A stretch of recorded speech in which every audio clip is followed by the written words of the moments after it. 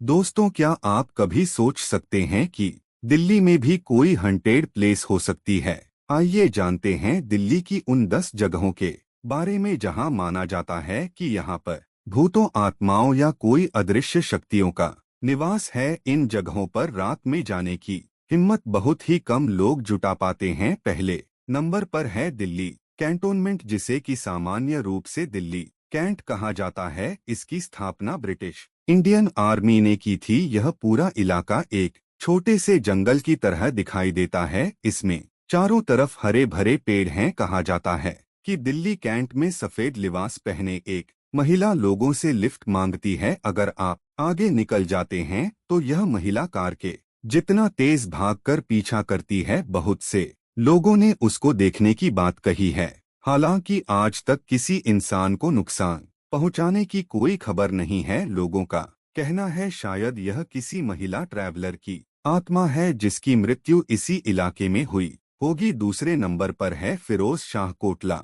किला। 1354 में फिरोज शाह तुगलक द्वारा बनवाया गया यह किला आज खंडरी माने तो हर गुरुवार यहाँ मोमबत्तियां और अगरबत्तियां जलती दिखती हैं। और तो और अगले दिन किले के कुछ हिस्से में कटोरे में दूध और कच्चा अनाज भी रखा मिलता है। ऐसा अक्सर होता रहा है, जिसके चलते किले की पहचान अब भूतों के किले के रूप में होने लगी है। तीसरे नंबर पर है खूनी नदी रोहिणी। रोहिणी के कम शोरगुल वाले इस इलाके में यहाँ भी कम लोग आते हैं।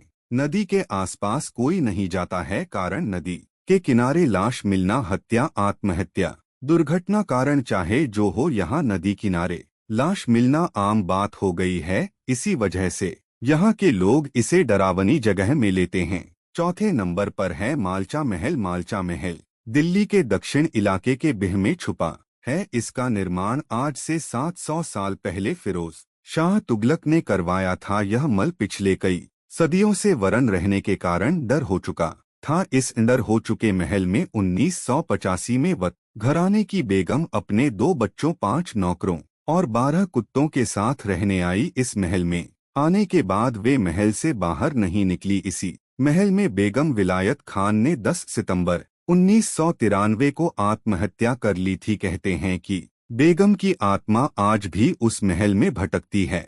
पांचवें नंबर पर है म्यूटनिटी हाउस कश्मीरी गेट। यह हाउस 1857 में मारे गए सिपाहियों की याद में अंग्रेजों ने बनवाया था। यादें और साय अभी भी इस इमारत के आसपास रहते हैं, इसलिए इसे डरावना माना जाता है। भूली भद्री का महल झंडेवालन। यह महल किसी जमाने में तुगलक वंश का शिकारगाह हुआ करता था। इस महल का नाम भूली भतेरी इसलिए देखभाल करने वाली महिला के नाम पर पड़ा है। अंधेरा होने के बाद यहाँ परिंदा भी पर नहीं मारता।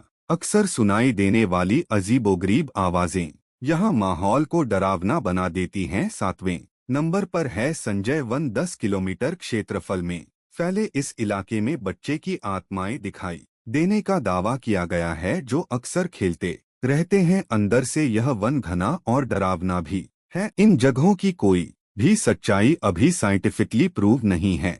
दोस्तों, अगर आपको वीडियो पसंद आया तो लाइक कीजिए और सब्सक्राइब कीजिए इस चैनल को।